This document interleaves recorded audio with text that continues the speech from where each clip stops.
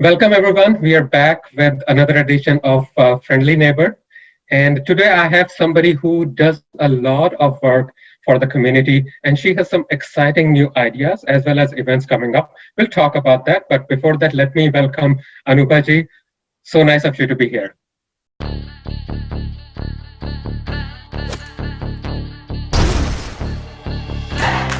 My name is Anupama Mirle. I'm the founding director of Nrityarpana School of Performing Arts. It was incorporated in 2004. We moved out of our basement in 2011, and now we are getting ready to move into a 3,000 square feet space. Will be the beginnings of the multicultural center for the community. The space offers not just Indian classical dance, but also Bollywood fitness, Bollywood dance, Indian traditional folk dance. I am requesting help from the Indian community. My name is Nrityarpana, State Representative for the 42nd House District. I serve in the Ohio State House in Columbus. I serve as the youngest Indian American elected official in the country and the only Indian American right now state or federal elected official in Ohio. The Multicultural Center here in the greater Cincinnati area is incredibly important for the Indian American community.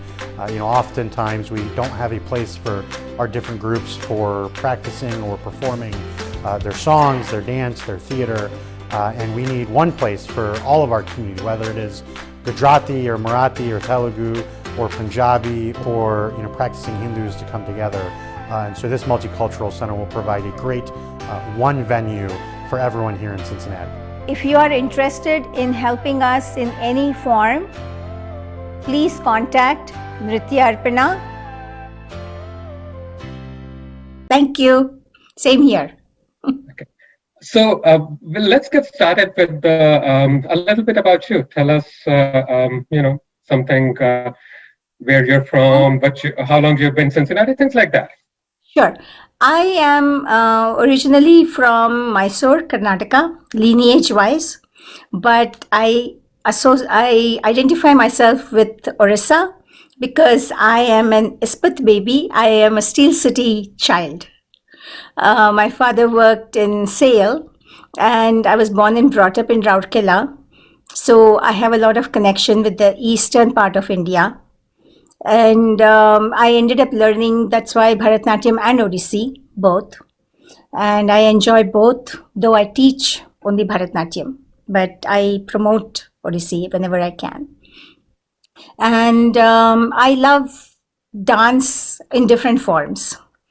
And I came to study the true immigrant story. I came to study, met my husband here, got married, settled down here. We actually were in Maryland for 10 years, and PNG brought us here, and I'm dating myself, but we have been here now for 20 plus years. So Time goes by fast. Time goes fast, yes. And so I have a background in sciences, always loved dance, never thought I would go completely into arts, but here I am. Completely in the arts and happy, other than, yes, I do miss the paycheck, from a corporate job, but that's okay. My husband brings the bread and butter or the broccoli, whatever it is. So it works. And you do all the good work. Yeah, he also does, but he's an aid volunteer and he's a big theater enthusiast. So, I get a lot of support in many different forms from him. That's awesome. And I know a lot of people know you from like the Bharatnatyam. I did not actually know about the Odyssey part. So, I'm learning new things as well. So tell us a little about that. I grew up kind of, how in children over here grow up. I think we think of them as Indian, but they think of themselves as American. I think a lot of people look at me as South Indian, but I look at myself as you name it and I can probably pick. So I feel very comfortable with the Oriya group. I associate mentally with them and emotionally with them. And Odyssey was a very natural movement for me. My dance teacher actually recommended that I learn another style after I finished my Arangejam. And that's how I went into it. And I almost did my Mancha Pravesh, but I was by then in MSc. And you know how school becomes more important in our community. So I was not able to complete my Mancha Pravesh, but I have a fairly good idea about Odyssey. Very good. And so from sciences to arts now to, an exciting new initiative for the community. Tell us about that. Yes, I don't know if I should say I have to thank the pandemic, Mhm. but in a sense, yes, because the pandemic forced us, I think, globally to find alternate ways of reaching out from within our isolated spaces. And our studio was actually laying vacant for 10 months. We have two studio spaces. One is still lying vacant. The other one we're kind of using a little bit for hybrid. Mamatha actually is starting to teach from there, her polyfitness. I still haven't come into the studio to teach Bharatnatyam because I deal with kids, and understandably parents are very nervous because it's a younger population that I deal with for the most part. So when that happened and the need for, having something professional, then I started thinking about it, and we were very fortunate. Things fell into space. I contacted Vincent. I saw the huge ticket price, and I said, "This is not going to work." But then we were able to actually. We ended up getting a grant, and through that, partially it has paid. So then I bit the bullet. I said, "I believe in our community, and I'm hoping if we do a fundraiser, the rest of it will come through." So I have just gone ahead and done it, and just hoping that because I firmly believe that that is what creates the motivation for people. As soon as you have a professional space, you start thinking about possibilities because you're no longer in your basement. Mhm. And it is within 15 minutes of Sharonville, Mason. It is within Westchester. So it is now within reach. And hopefully with a much less ticket price.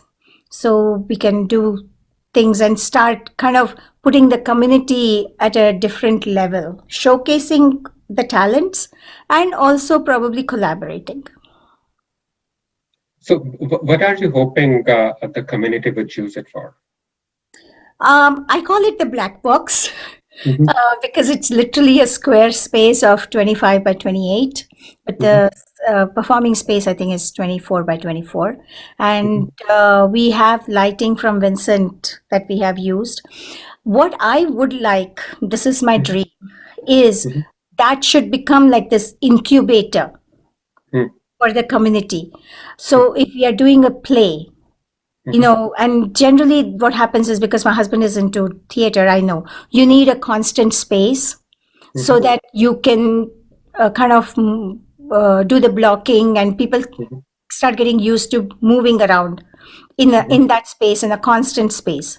So I see theater groups actually getting either forming or those who have Mhm. already formed to be able to use this space. Mhm.